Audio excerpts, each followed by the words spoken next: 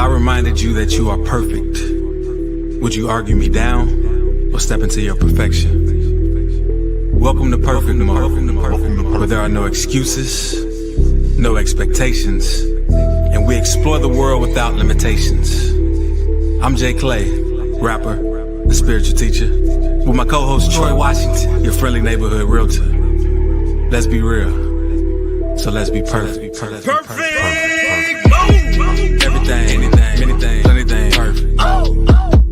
Everything, anything, many things, plenty things, perfect mode. Everything, anything, many things, plenty things, perfect mode. Everything, anything, many things, plenty things, perfect mode. Perfect mode, perfect mode, perfect mode, perfect mode, perfect mode, perfect mode, perfect mode. Everything, anything, many things, plenty things, perfect mode, perfect mode. Everything, anything, many things, plenty things, perfect mode.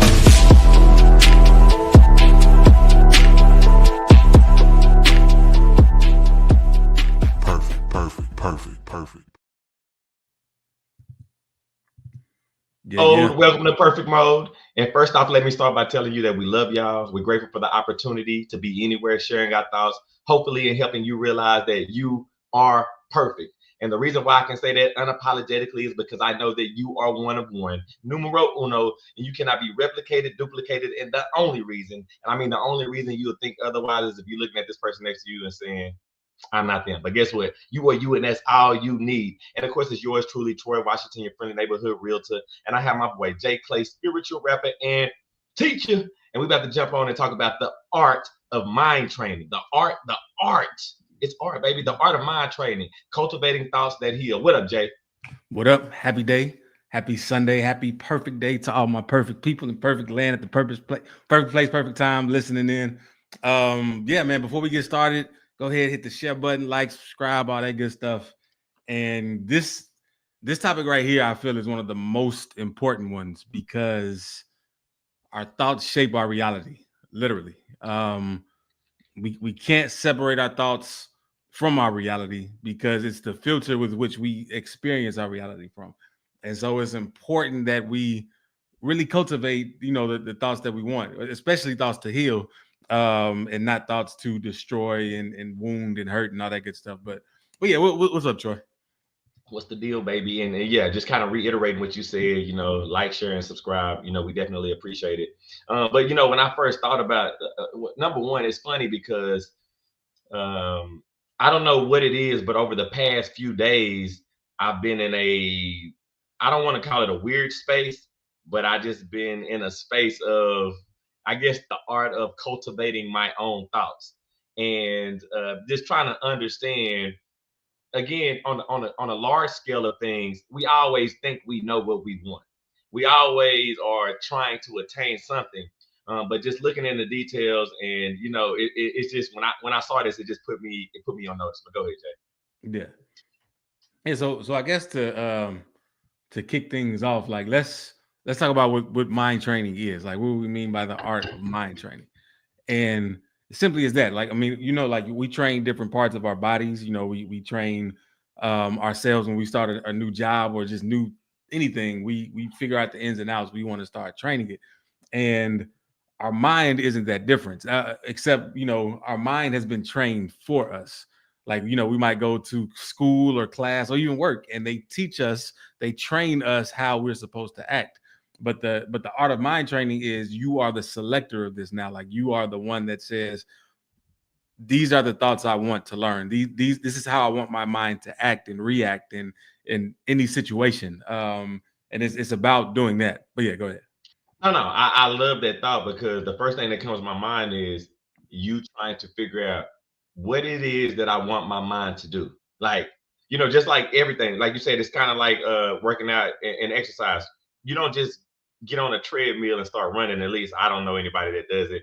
Generally, somebody says, I want to be in shape. I want to build my endurance. I want to build up my leg muscles. Or if you're trying to lift weights, you say, I want to get bulk up. Or, girls say, I'm trying to get gains. But you literally have an idea of exactly what you're wanting to do. And again, it doesn't mean that there's not any adjustments along the way, but you have an idea of what you want to do, and then you take a step forward. So I think the idea of knowing exactly what you want your mind to do is a part of this. But go ahead, Jay. Yeah. Yeah. And And it's crazy to even understand that our reality, I don't want to say our reality isn't real, but our reality is just simply what our thoughts tell it is. And that's a big deal because we might witness all of these things in the world, problems in the world, problems with ourselves, or just problems with others, or you might know the solutions. But the thing is, it's only because, again, that's what your mind is telling you. That's the story you're repeating in your head about what this thing is. Like, this is a glass of water, but to somebody else, this could be a weapon for a water fight or something. Like it's that's not the best example, but you know what I mean. Like it's real dog, it's what you make of it, and if that's all reality is, we can so attune our reality or change our reality that everything has our best interest at heart. Like, we talk about appreciating things, like appreciating the things in our room right now. Like, that means the value increases the more you appreciate. Like, man, I really appreciate this. You know the value of it. You're selling yourself on the value of everything around you and for you. And because of that, the value of it seems to increase for everyone else, but really it just increases for yourself, which, since you're seeing the world through your eyes, it so happens that the rest of the world takes notice, and from your viewpoint, it's all appreciated. But yeah. I'm gonna tell you what comes to the top of my mind when you talk about this. We talk about how the past is not real, and changing the past. You can change the past, and again, this is all about cultivating thoughts and the art of mind training. But the thing that I think about is, I think I've told you this before. I have a YouTube that I created for my family, and so since my kids were young, I've tried to, and again, I haven't got it 100% right, but I've tried to record at least one video for every month of their life that they've both been living. So mind you, I have a 12-year-old and I have a 6-year-old. Now, the crazy thing about me doing this is, after a while, videos just get piled up because there's too many videos to try to upload, phones are full, just all of this kind of stuff. But on the YouTube, I consistently told myself I'm going to, put forth efforts to upload stuff, clear my phone out, and then that way we can have the memories. But the cool part of what I'm talking about, and when I think about changing the past, is I don't have the full story of every video that I put up. So a lot of the things that I upload are things that I don't even remember until I see them again. And when I see them, I remember. But when I think about what happened prior to that video or what happened after that video, I have no clue. So there's no context to, why things were going the way that they were going. And so what I found myself doing was creating a new path. And so for every video that I upload, they ask you for a title, and then they ask you to give a description. And so I always just make up anything in the description. Hey, my boys were on the road to the NBA, and we were outside, and it was, I just come up with this whole fantastical story, and then I upload it. And the cool part about it is, when my kids go back and look at it, which they have been going back, they were like, oh, this is what we were doing, or this is what was going on. And it just goes to show, even in hearing it back, it becomes real to me too, right? And so, that's kind of what I think about. But go ahead, Jay. Yeah, and the beauty of that is, when you're like, when you're telling yourself this, like, one, you're gonna start believing it. Like you said, your kids easily accepted it because it came from you. But also, when it came from you, you start to believe it too. Like, maybe this was what we were doing. And so you start acting in accordance with that. And when you act in accordance with that, like, people start treating you how you treat yourself. That, which is one of the most important things ever. If you remember nothing else from this, people will treat you to the level of how you treat yourself. And it's times when, like somebody might come at you sideways, and you just ask yourself, like, what would make them think that they could come to me like this? Like, it's not bad on their part for them even coming to you like this. It just says that maybe there's something within me that I'm giving out that could possibly be giving the impression of this. And be real with yourself. I mean, that might not be the case, but at least be willing to ask yourself, because it could be a small tweak to your reality that they're showing you. Hey, you need to make this tweak. You make this tweak, your reality is going to be something greater than you ever imagined. For instance, like, just speaking on terms of cultivating thoughts that heal, I'm at the age now where a lot of my peers are saying, man, is this what old age feels like? Is this what it is? And in their mind, that has a negative connotation. That means, like, breakdown. That means, you preparate in preparation for death or something like that. And it's like, that's crazy that somebody would think that when you also have the belief that the longer you do something, the better you get at it, the more proficient you get at. Like, so it's like, why wouldn't living be any different? But yeah, go ahead. Now, so again, my mind goes a million places just hearing you. And first of all, just talking about, you saying I'm at the age of my life where most people are saying these things.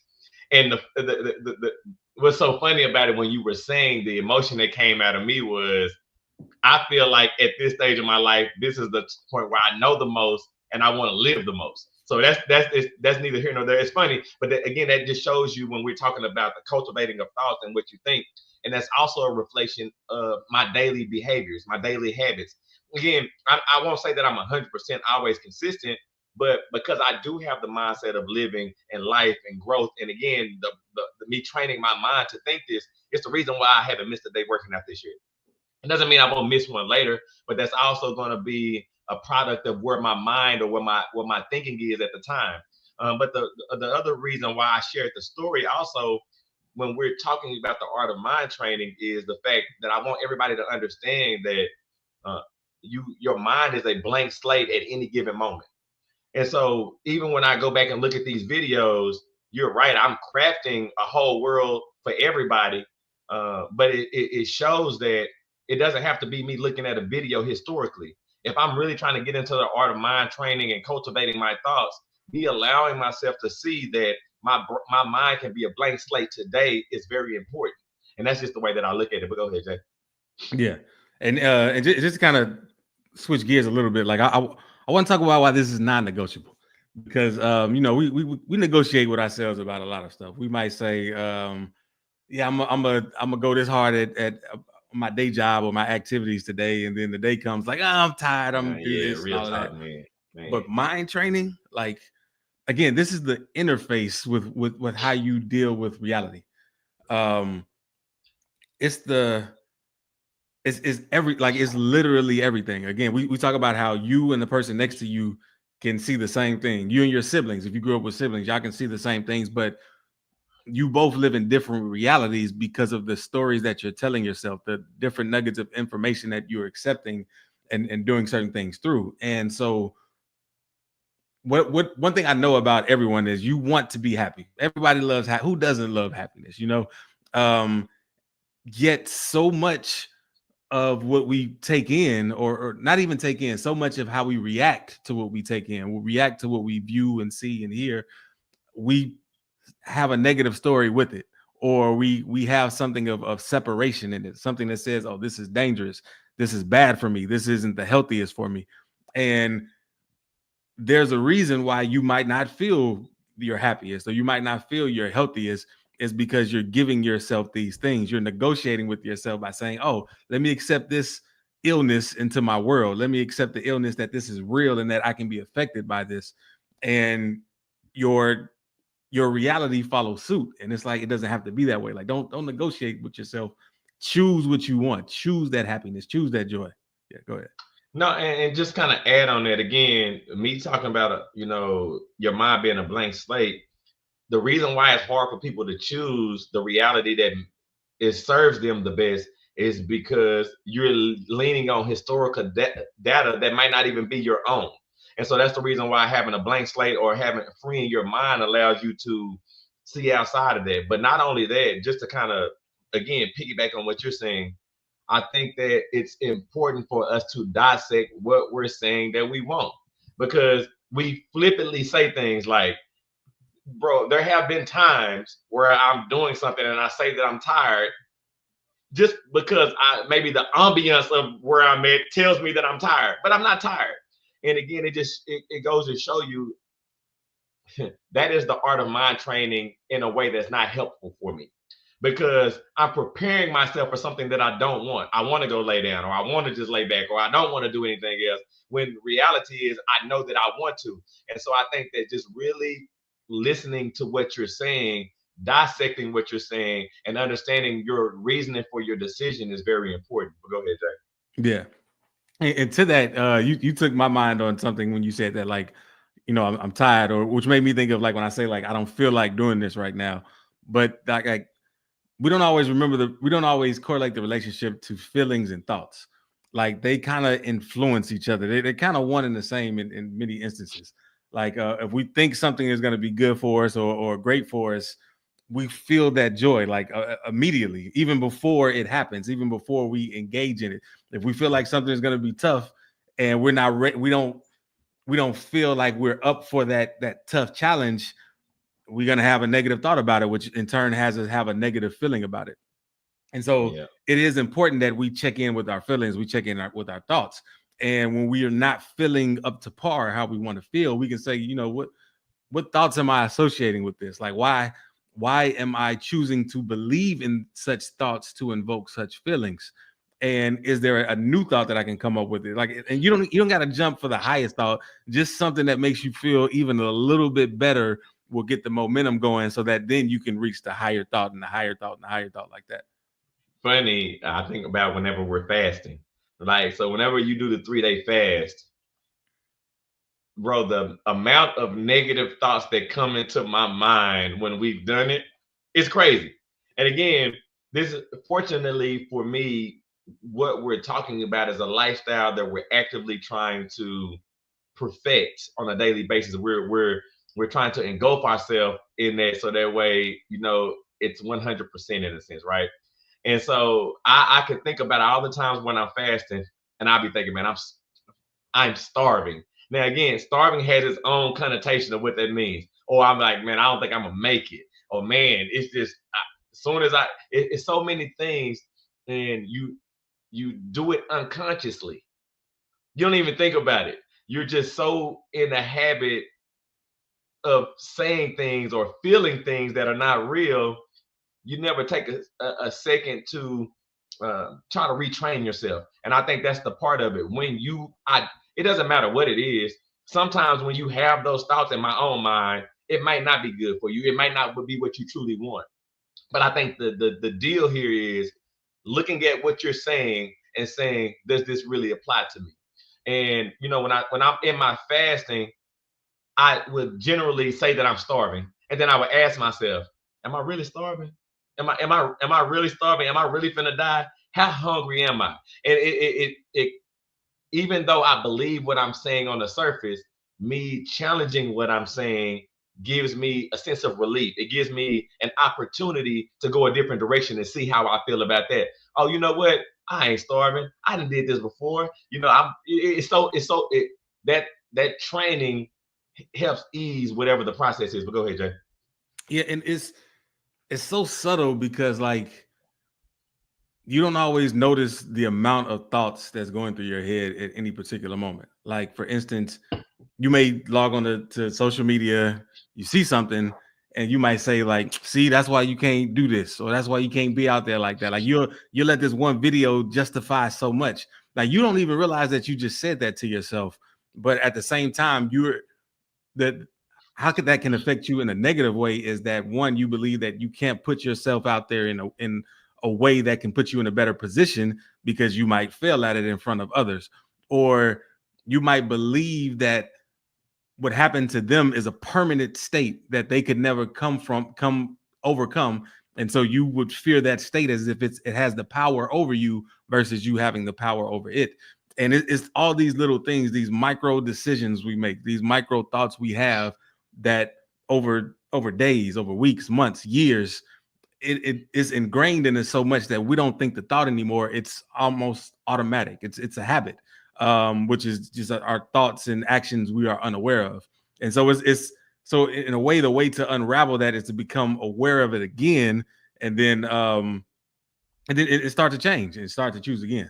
But go ahead. Funny, and my word for that is dissect, because I Yeah. think that having an understanding of what's going on is important. And I want to say this one thing before we go to the next one. It says how to interrupt autopilot, right? So funny, real life event happening right now as we speak. Before the show came on, I'm trying to get all of the stuff that we got together so that way we can come on and we can go hard like we always do. And when I'm looking at the camera, even as we speak right now, my camera is a second off delay from what I'm seeing, from what I'm doing. It's a weird feeling, right? That's how I felt in the very beginning. So as we were when the theme song went off, I don't know if there was a delay in me saying anything or not. I felt like it was because you were like, yeah. And I was like, okay, dang, it is a delay. And so in my mind, I was like, man, this is going to be horrible. You know, this is kind of how I started to feel. And I checked myself in that moment. I said, well, maybe I'm jumping the gun. Maybe it won't be horrible. Maybe there's not a delay on his end, and that's just the video image, right? And so immediately what I did was, because I changed the way that I was thinking, I allowed myself to open myself up to understand the circumstances. So I said something purposely at the beginning of the show that required you to respond, and you responded immediately, even though my footage was off, right? And so it gave me the peace of mind that no matter what I'm saying, that everything is going according to plan.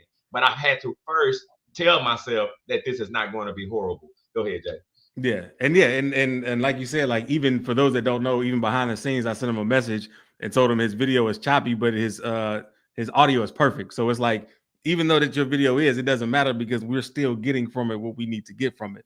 And I love that you brought that up, that you brought up that example. And so and what you explained is how to interrupt that autopilot. It was like recognizing like my thoughts are going in a direction that I don't want. It's going to a path that I'm not happy. I'm not going to be happy with that result. And since I know I'm not going to be happy with that result, I'm not going to even entertain that thought. I'm not going to even entertain that idea. Nothing about my makeup is going to be in accordance with that. Even if that is what might be happening or others might be experiencing, I'm choosing not to experience that. I'm choosing to hold the vision of what I want. And it's beautiful when you do it because you slowly see things change in your favor. You see people change in your favor too. And it's almost like, man, who's really in control of this whole reality thing? And that's the key that we want to give to y'all. Like, you are more in control than you think you are. And two, I think that to make the process easier, something that people could do, because again, my mentality on this is check the thought. Whenever you have that thought of opposition, I'm telling you, question, is this really something that's a hindrance to me? Number one. But I think to make this easier, I think that you should question every thought, even good thoughts, because I don't think that there's anything wrong with reinforcing happiness. If you're sitting back and saying, man, this makes me happy, there's nothing wrong with stopping and saying, well, why did this make me happy? Because now you have a different level of appreciation, and it can show you the way in other instances. So I think when we're talking about interrupting, I think that it should be a consistent practice, whether it's a good or bad thought, because you have something to gain from both. But go ahead, Jay. Yeah, right. And like the thing is, the thought doesn't even matter. Like, to your point, to say that it's good or bad, is it in the direction of what I want to be thinking? Like, you might have a valid reason for wanting to feel bad, which I don't ever have a valid. I don't ever want to feel bad. That's just me. But that's the point. Like, we all get to choose how we want to feel, and we can think thoughts in accordance with that. And like you said, like even if it is a good thought, like you might want to see what, like, man, what am I doing well? Why am I so happy right now? I love this. I want to make sure that I continue being this happy. So yeah, let me check in with myself. Oh, okay. I have been doing this, or I have been thinking this.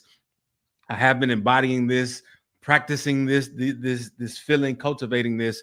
And this is the effect of my cause, so to speak. Like, this is the physical representation of everything that I'm going through internally. And it's beautiful. And so I love that you said that. And I would say this as well. You know, we're two adults talking, but again, this is something that starts well, back when people are kids. And me being a substitute and being able to see the kids, like, again, it's funny because I know that a lot of time that they're regurgitating things that they may have heard at home, right? But it starts the practice of it then, and also there's no practice in challenging what you're thinking. And so one of the things that I ask the kids whenever they first come into the class, which is not something that we have to do. Normally, you come into class, and I tell everybody, hey, good morning or good afternoon, and then I call roll, and then we get into business. But I like to start class at the very beginning of it and stand in the middle and say, is everybody having a good day? I always ask. And you would think that every kid is gonna say they're having a good day, but they don't. They be like, nah, my day messed up. And so what I generally would say is, well, for anybody that's not having a bad day, I'm gonna talk to you in a little bit. We're gonna talk about it, right? And I always question, why are you having a bad day? And then they can point to something very specific, right? Because it's gonna be something that threw them for a loop. And I make them feel what they're saying. So that made you have a bad day? Such and such calling you fat made you have a bad day?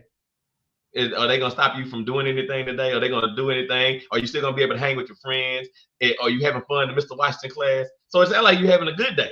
You just don't like what somebody said. And I think, again, breaking it down and dissecting helps. But again, this is something that happens from the very beginning. And if you're doing this for 20 years of your life, it's going to be work to update yourself. Go ahead, Jay. Yeah. One thing that I found with with kids, you made me think about this with your story, is sometimes they would say something to me with such conviction as if it were true. Like they really believe it in their soul that it's true. But it's not a truth that I accept or a truth that aligns with my life. And so I'll say something to the effect like, blah, blah, blah. And I'm amazed at how easily they'll switch, that they'll let go of that thought. But like everything in their body language had said it with so much conviction. And that got me thinking, like let's say I had the same situation with an adult, they might not have let that go as easily. They might have came back with something something to support their viewpoint. Now, I'm not saying that you should just abandon your viewpoint when I say what I say, but I say that to say that if you check in with yourself, like, okay, is this a thought that I really want to have? Like if I get to choose whatever thought I want, if I get to choose whatever reality I want, do I really want to defend this quote unquote truth? Like if somebody is offering something more aligned with what I want, why would I go back and forth instead of just listen? Like, okay, let me see if there's some truth to what he's saying, because obviously I would rather have what he's saying than what I'm accepting for myself. And I've been on the other side of that as well, where I had to just check my ego. Like, shoot, I want that. Like, I don't want to be believing this my whole life. What's the point of that? And but I say that to bring it up with the kids of how easily they abandoned it, was that we forget that we're standing on beliefs that aren't necessarily real beliefs, and we just supported it for so long as we got older that it became our DNA, our makeup, that we're really ready to fight for these truths that we don't like. And it's like, be more childlike. Like, let that go if you don't want it. Real talk. So, man, look, if you're again, we're talking about kids and how it starts. The reason why the adult has the comeback is because they've had 10 years of practice subconsciously. I'm not saying this is what people are doing on the surface, but you've had 10 years to ingrain and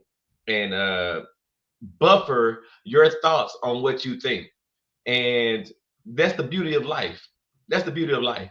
If you because of your perfection, if you choose something that's not of you, it becomes you and you become perfect at it. You become great at it. And we all have that opportunity to do it. And that's why I love the fact where you even saying that you got to get out of your pride and realize right now what I'm seeing is what I want.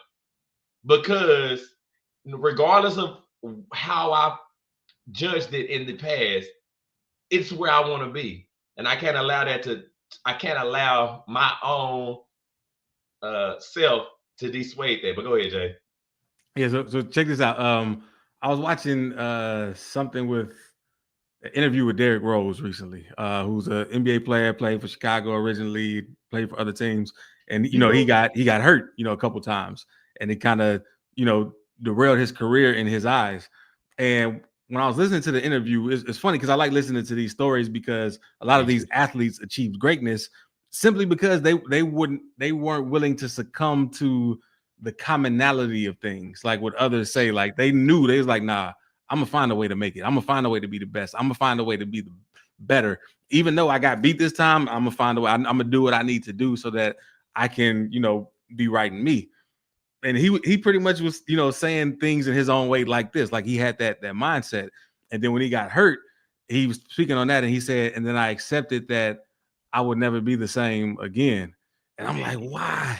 Why would you accept that? Like, you never, it doesn't sound like you accepted that before. You was like, man, despite what happened to everyone, despite everything, I'm gonna be me. And I'm not saying this to necessarily pick on Derrick Rose. Like, everyone has probably went through this on some level where they're strong-willed in certain things, but that one little thought they let in, and it kind of set them on a path that they didn't have to be on if they didn't correct. If we all didn't, keep our thoughts in accordance with those that heal. And so it was just amazing to me that even the most strong-willed people can sometimes accept things that aren't for them. So 2 things on the Derrick Rose. You know I love basketball. Now, anytime we're gonna talk basketball, I'm gonna be out in it. But number one, to the point of your story and him accepting what he said, what he believed at the time. The funny thing is, even when you accept something like that as an example, there's always going to be other things that come along to contradict it to help you get back on the course of where you were. And the reason why I bring it up is because I remember when I think he was playing for Minnesota at the time. And he goes out, he scores 55 points. Like, he's crying at the game because he can't believe it. Like, think about this. This man was a professional scorer. He deemed himself, based off what you said, that he'll never be the same. And then he was the same again. And because he was the same again, it was so unbelievable to him that he cried because he still couldn't believe it. And that's crazy that he's perfected the thought of, I'm never going to be the same, even when he's being the same. That's number one.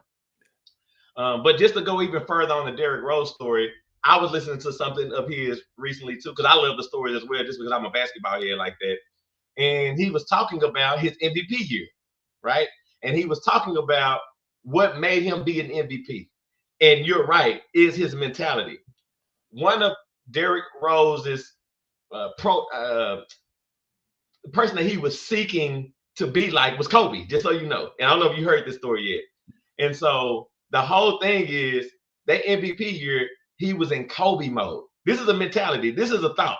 So Kobe tells him, I don't do nothing. I do this. All I do is focus on basketball. So that year, they show clips of all the times Derrick Rose was up in front of the camera. He was no games for nobody. They even went out of town. He's like, I'm not doing nothing with nobody. Kobe, he said, Kobe even called him, was like, hey, man, you trying to hang out? He told Kobe, no. He thought Kobe was trying to play a trick on him because he wanted him not to be good.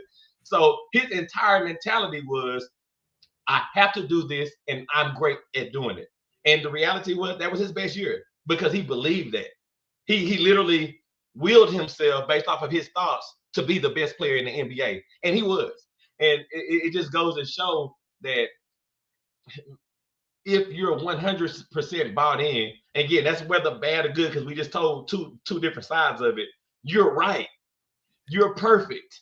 And you have to decide what makes the most sense for me. If Derrick Rose can go back and realize the power of his words, he would say that he's still Derrick Rose. But go ahead, Jay. Man, before I respond to that, shout out to my dad, Robert Clay. So true. We are the product of our prevailing habits of thought. Yeah. To what you said about man, I just lost my train of thought on that. So Kobe, maybe. yeah. Okay. Man, I did, but I'll just keep going. So the beauty in all of this though is, that's what it was. You said no matter what side you're on, you're right. And so like whatever you accept for yourself, you're right, because of your perfection, you're going to make that perfect. So even if you believe that you are imperfect, you're going to be perfect at being imperfect. And that's one of my things. That's one of the things that led to the show. I always hear people say nobody's perfect, blah, blah, blah, blah, or I'm only human. And to me, human means the greatest thing ever. Like you can create a whole world. You can create a whole reality. You can create something out of seemingly nothingness. And that's one of the most powerful things, but everybody doesn't see it like that. And so their life reflects it. Their actions reflect it. And so even with the case with Derrick Rose, when he said, you said he was pretty much in Kobe mode and Mamba mentality mode, like I don't even know if it was the point that he said, I'm gonna have to do my actions like him. But when he attuned to that mindset, when he accepted that thoughts, the actions just came. And so a lot of times we're action first, we're action based, but it's like start with the thoughts that your actions are going to be a product of your thoughts. Like, do you truly believe that you can embody this? Oh, okay, what's the actions that come with it? And it's natural because you're gonna want to do it. It's not gonna be a strain because you said, oh, I'm this now. I've defined myself as this. I accepted this as my behavior. And so the actions just automatically come with it. And you don't have to harp on them so much by remembering your why, so to speak. Go ahead. And two, I know that we are a people that's kind of driven by what the outside thinks or how the outside is participating. But the beauty of it again is once you buy into something, and I'm not talking about straddling the fence.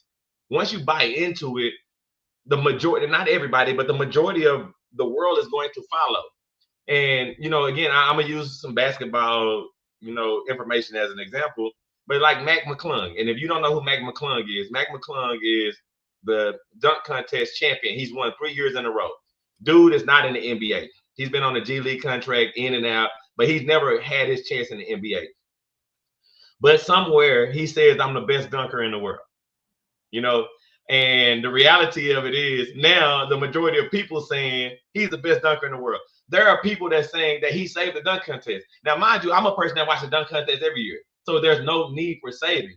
But the reality of it is for the majority of people, even people that watch it every year, regardless, they're saying the same thing. And that's why I'm saying people are going to come along for the ride. You're never going to be alone when you decide who you are. And so, again, I love the thought process of saying, how does this serve me? And even to the point that, when we were talking about, Derrick Rose and Mamba, like he literally had to get outside of his pride and say, you know what? The way that I'm performing is not the way that I want to perform. He's performing better. I want to be like that. Let me go. And it's just a big thing. But go ahead, Jay. Yeah. To that, one of the, when you said like the outside world for some people dictates, their inside, when of course it should be the other way around. It is the other way around. But that made me think of like the most coolest thing to see is somebody change right in front of you. And what I mean is like, there have been times I might have been somewhere just, nonchalant in the background. And then I'll just be like, you know what? I'm just going to turn it on. Whatever that is, I'm just going to turn it on. And you will see somebody just change their reaction to you instantly. And sometimes people can do that with words, or they just say certain combination words, and it will make people look at somebody totally different or totally in a new way. And the thing is, like, we all have that power. Like, we can turn it on, whatever it is, whatever we want to convey to the world or convey to ourselves. But it's about conveying it to ourselves first. And everything around you, it works like it's magnets or something, like, attracting and repelling.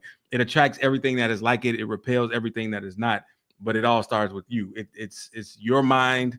It's your choice. So start choosing what you want. And to the point, because you're right, we shouldn't allow the outside to dictate, the movement, how we're moving, how we're feeling. But most people, again, it's funny because the mind is always at work. You can't take the mind out of it, right?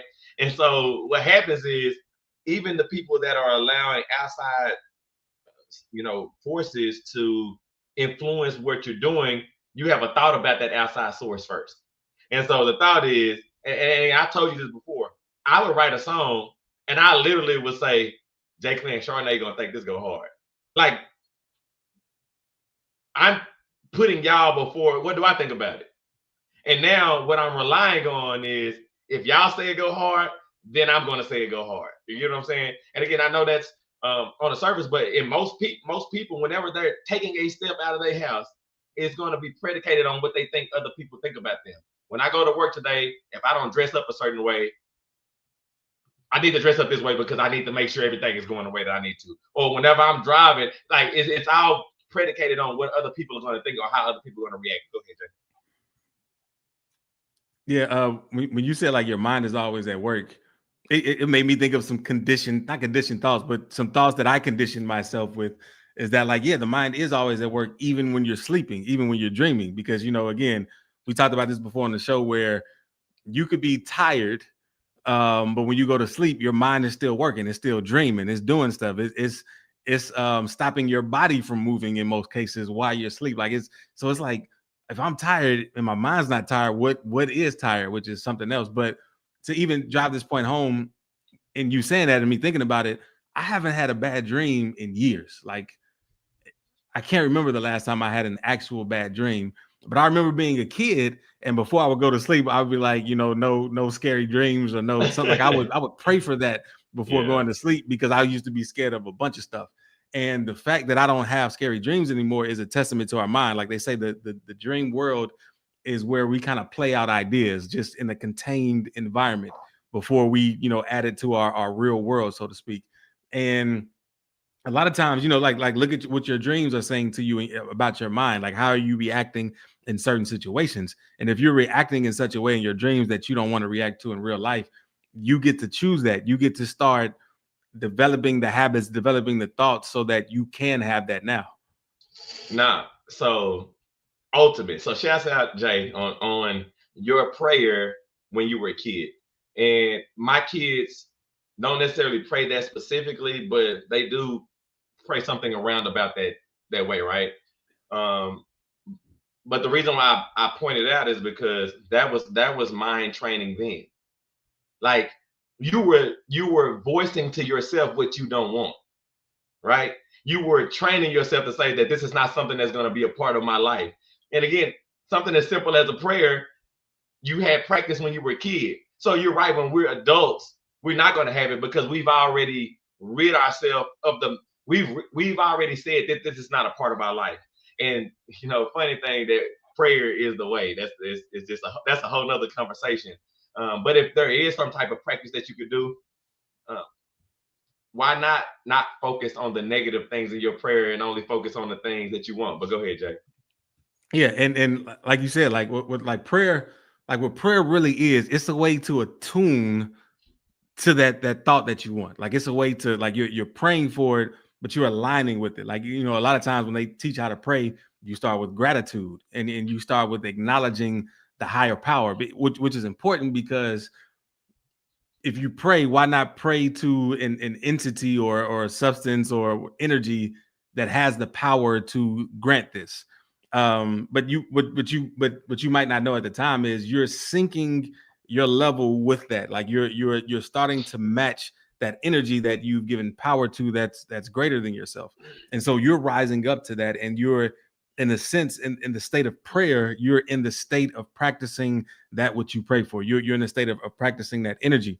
And so it's beautiful, because it's like, if you believe the prayer, like, if you are one that is aligned with the prayer, and you truly believe that you're capable of having it, and you stay up there, it's like they say, like, believe it and it should be yours. And it is, because in that moment, and even the moments that you hold on to that thought or keep that same energy, you are acting like that. You are that powerful magnet that's walking through this world, and it's just attracting everything. Like, yeah, I am this person. I am this great person. I am this. But I guess, in terms of being a better prayer, as a mistake that I made, that I brought up, is that I said, no bad dreams, when I should have just been more so praying for good dreams, because the acknowledgement of the bad is keeping the bad alive. Even the idea of something can be bad that I could experience. So, but yeah, go ahead. But no, and again, I agree with what your last point was. But even getting still, if you don't, like, as a kid, you don't recognize the difference, or it's something that you can't necessarily fathom really at that time, right? Because you haven't lived enough to recognize what we're talking about. But the simple fact that you did it to cast out what you didn't want and practiced it on a consistent basis, because at some point you just stopped. At some point you didn't even think about it no more, because it wasn't you knew that it wasn't gonna happen because you had already got rid of it. You know what I'm saying? And so it's funny, man, because even with my kids, man, I love my kids. I hate when they come to me with things that I've already killed as thoughts to myself. And I mention this to you all the time. Like, my 6-year-old, he think he can do everything, right? And it's like one of those. I don't want to tell him no, right? And I also look back at myself and saying, why am I thinking no? You know what I'm saying? It's a double-edged sword. But just kind of give you an example of stuff that I mean, like, Brody thinks that he can be in the NBA right now and cross people. And in my mind, I'm thinking, bro, you can't cross nobody in the NBA right now. Like, they do this for a living, right? But in his mind, he's so free and so open and believable that he thinks that he can do it. And when he tells me, I have to change the belief in myself. And I'm talking about kid stuff, that we feel like is far reaching. But the reality of it is that's what we're doing to ourselves every single day in all instances, right? We love to lead with a lack of belief. And the thing that you have to do is check it and train it. But go ahead, Jay. Yeah. And to all of that point, like, just to explain the mechanics of what's going on, like, he has that belief. He is the believer, right? And then if you meet his belief with non-belief, not only are you not believing him, you're believing more in non-belief than belief, which is something we don't even realize. It's like, what we're believing in non-belief more than belief. And so to believe in non-belief in another is to believe in it in ourselves. So now we don't have as much belief in ourselves because we denied someone else their belief. And again, like, when we see through the eyes of our beliefs, there is nothing that is apart from it. It's all total. And that's the thing that most people don't realize. They be like, okay, I can be this way with this person, but then turn around and be the opposite with that person. No. Because you have that belief in that on some level, it's part of you. It's going out into the world in every conversation, whether you think you're hiding it in that moment or not. Like, it can be seen on the unseen level, so to speak. And so it's important that we check ourselves when how we respond to others, because how we respond to others is ultimately how we're responding to ourselves. Man, so to that point, and shouts out to me on this one, because I gotta say this, right? The question that we have to ask ourselves, because when you're talking about responding to others, and again, this is what I check myself on all the time. Now, again, there's two things here. They say, you're wise when you're able to learn from other people's mistakes. That's number one. Which, again, is just one of those things where it's borderline not real. You know what I'm saying? Because the question that I ask myself when my kids say things like that is, of course, I know how to show him not to put his hand on the stove and get burned, right? Of course, I know how to show him to tie your shoes when you're running, because there's a chance that you might trip on your own shoelaces, right? But on the flip side, when we're talking about the dynamics of life, for me to kill a dream of anybody when I'm still in the process of trying to live my own dreams. And so you got to understand, you have to be real. Like, what makes me the authority on someone else's life when I'm just learning how to be the authority on my own? Or on the flip side of it, maybe I'm not a person that's knowledgeable of where I'm going now, because some people are not knowing. They're just walking through life. And even when I use these people as an example, I'm not meaning it in a bad way, but a lot of people that don't know are in situations that are not necessarily pertinent to what they want in life too, right? And the question that you have to ask yourself is, how is this direction different than the direction that I gave myself? You know what I'm saying? How does this look different than what I gave myself? And if I'm not where I want to be, or I'm not happy, or I'm not fully functioning in myself the way that I want to, why would I lead someone else down that same path? But go ahead, Jay. Yeah. And the beautiful thing with that, well, okay, I'll say it like this. Remember we were talking about my dreams and praying not to have a bad dream, and you said, like, one day you didn't pray about it anymore, like, which is true, but not so much because I believe the prayer was cemented, but it led to me not even believing in bad at all.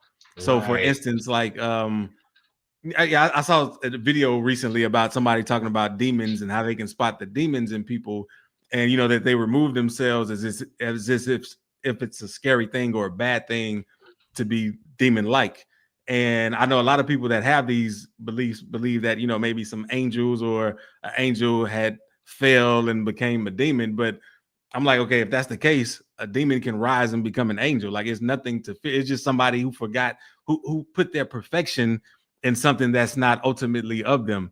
And I can help them put the perfection back in the right place where they realize they're not a demon. They're not a demon at all. They are an angel. They are above that angels like we are. Like you are pure light. But I said this to say that like this all came from thought training too, like being real with myself, being open to the thoughts that I want. And it actually makes sense. Like it makes sense that like, yeah, no evil can exist. That's impossible, especially when we have the choice. It only exists is if I choose it. And I'm not choosing it. So it can't be, even though someone might react to a person as if they're a demon, I'm not going to react to that person as if they're a demon. And so we both get exactly what we want and we can both still interact with each other. And that's the beauty that we don't realize. We are all interacting through barriers of all of our creations, but we still only see what we have created. And just to go to that point, somebody you like, other people don't like, and some people, and I'm not talking about you, but just in other people, there are some people that like other people that other people don't like, and you know, casting away the demon per se.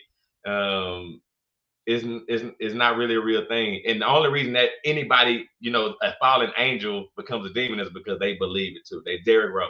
They feel like this is where I am. And it's kind of, you know, and I don't mean to call Derrick Rose a demon, you know, that's what I mean. But you have to say that it's something about how you define everything and what you want out of life. Because again, there have been plenty of times when me and you went out of town on trips and people saying, I don't go to these places because it's bad. And we went and had, you know, the time of our life. And so I just encourage people, you know, challenge every thought, like good or bad. Because like I said earlier, there's nothing wrong with reinforcing good. Why? Like, I love my house. Why do you love your house? Man, I love my wife. I love my kids. I love the floors. I love the, like now where I might not have the right appreciation for everything, me recognizing it, well, dang. Or then I can come back and be like, man, I hate when it's messed up over here. Well, why do I hate when it's messed up over here? Is it really messed up? Well, what can I do?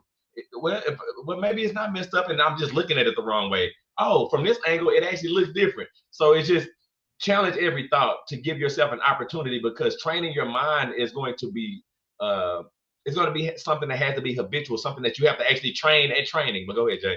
Yeah, and to that, and I know you don't mean it like this, and this could be semantics, but not necessarily challenge, because challenge is to like you're saying, man, this thought is real, so I gotta challenge it, and it's like, nah, you could just be like, I'm just gonna let that go. I'm just gonna you can live your life thought. I'm not gonna even challenge you. I'm just gonna choose a new thought that more aligns with me. And the better word would be investigate. You know what I'm saying? Like, just look at it. You know, to me, a part of our matrix living, walking around unconsciously, is because we're not taking the second to train, right? Like we pick specific things that we want to train, and then everything else is just, but we're not recognizing, bro, like we are so complex. Like I can do push-ups every day and have weak hands, right? Because I have told myself not to train my fingers. Like we are complex, and you can train everything if you give yourself an opportunity to. But go ahead, Jay. And even to that, like, because I've thought about this. Like, you have some people who might just seem naturally strong, who don't train at all, but they might believe that I don't have to train. I'm just gonna be as strong as I need to be, and so that's just what happens because they accepted certain thoughts. And just to say this before we roll out is to start thinking about a thought that you want to train today. And but I would say, I know Troy always says it, write it out. And the reason I say write it out is because when you write out that thought, it might not resonate with you right away, and you might have some roadblocks to make you in place before you accept the thought. Write those out and see if there's a way you can rewrite that thought so that you can accept it today. Like, so it might not be like I'm a trillionaire, but it might be like I'm working toward being a trillionaire. I don't know, something, but just a different wording that you can accept and actually embody. Go ahead. So and you know about this. Write it out. take a picture, whatever's gonna work for you. Last year, bro, I found a picture of a guy who buff and cut up, right? And I took my face off and I put it on it. And I think you did the same thing. I think you're the person that I got the idea from, right? And I put that picture up on my wall. And I walk by that, it's still up now. I walk by that picture every day. And what happens is I stop seeing it because I was telling myself that I can't do it. It's not something that I could actually accomplish. And then one day, and again, I never took the picture down. It's wrote down, right? It's here. But I had to keep walking past it every day. And then after a while, I started looking at the picture again, and I started thinking to myself, well, maybe I can't do that. Maybe this mug is real. And the funniest part about it, when I'm telling you people come along for the ride, I started working out every day, right? And the crazy part is I started getting closer to the picture. Am I the picture yet? No, but I started getting closer to the picture. But my son came in my room the other day, and he looked up on the wall, and he said, "Oh, Dad, he essentially told me, oh, you finna get that. You can get that." And again, not there. He could have been like, "Oh, you not there." But the reality of it is, what I believed in myself, he regurgitated, and then it kind of reinforced. So I'm like you though. Pick one thing, write that thing down, and don't let up. Don't let up. But go ahead, Jay. Yeah, and what's funny about that? So yeah, I did do that, but I don't have it on my wall. Like, I hadn't looked at it in a while, and recently I looked at it. I'm like, I'm closer to it than I was before I did it, which is a good thing too. But it also goes to show that reinforcement around you matters. Like, it makes a difference. Shout out to my dad who may still be watching, but growing up, like, he would work out and stuff, be athletic. And at times I didn't care nothing about that. I ain't wanted to hear none of that. He'd probably get me to do it. Nah, but maybe deep in my subconscious, one day something clicked. Like, I do love doing this. I love being active. I love being, but it could just be because I saw it so much. That's just part of who I am now. You know what I mean? Like, it got in my subconscious. So again, it's important to feed your subconscious the things that could best serve you, because next thing you know, you've seen it so much, you unconsciously embodied it so much that it's easy to just slip into that and do those things or embody those habits. So yeah, even though I wasn't grateful for it back then, I'm grateful for it now. And to your point, before we get out of here, the question that I got for the audience, I got for myself, I got for you. Why not think the thought that puts me in the best position? Why not think the thought that makes me the happiest? Why not think the thought that moves me in the direction that I want to move in? It could be forward or backwards. Why would I give myself an opportunity to allow another thought to dictate something that I know that I don't want? You have to ask yourself that. Why would I choose this thought when I know clearly when I thought it didn't make me feel right? And so I just challenge everybody, and I hope everybody takes this to know that you have the power. Your mind is a blank slate. Just because you thought something about something before doesn't make it true. And it doesn't mean that it won't be true in the future, because once you clear your mind, you might visit something and determine this is not for me. That doesn't mean it's bad. It's just not for you. So I just say, have a blank slate. And give yourself the thoughts that you want. But go ahead, Jay. You can take it. Yeah, and to that point, real quick, about why not think the thought that puts you in the best position. In addition to thinking that, think the thought that puts me in the best position. Like, think the why and think the why not, and you're gonna see the overwhelming reasons why to do it and why not to not think. Like, it's funny how it works. Like, when you allow yourself to see the full spectrum of the thing. So, like, again, bad and good are on the same spectrum of judgment, I guess I would say. And when you allow yourself to see both sides of it and see that it's really one thing, it's so beautiful. But yeah, thank y'all for joining us. Everything, Troy, you want to say anything else? Yeah, I just gotta say this one last thing, Doc. That question popping up on the screen, and I'm knowing that you didn't just type that, is the most amazing thing. But that's all I had to say. Yeah. So appreciate y'all again rocking with us. We're here every Sunday, noon Central. Next week's topic is overcoming anxiety, replacing fear with faith. Ooh, And so, yeah, so rock with us again. Share this if you found this helpful. Like, subscribe, and just remember, you're a perfect creation made by a perfect creator. So you might as well accept your perfection and enter perfect mode. Yeah. If I reminded you that you are perfect, would you argue me down or step into your perfection? Welcome to perfect mode, where there are no excuses, no expectations, and we explore the world without limitations.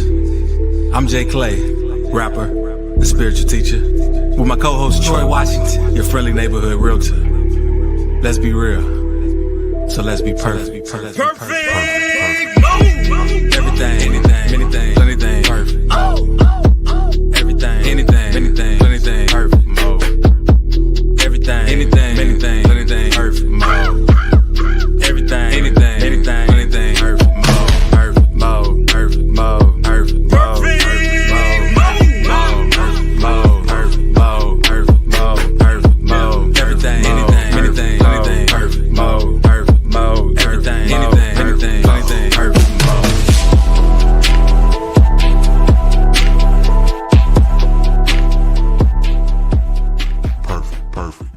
Perfect.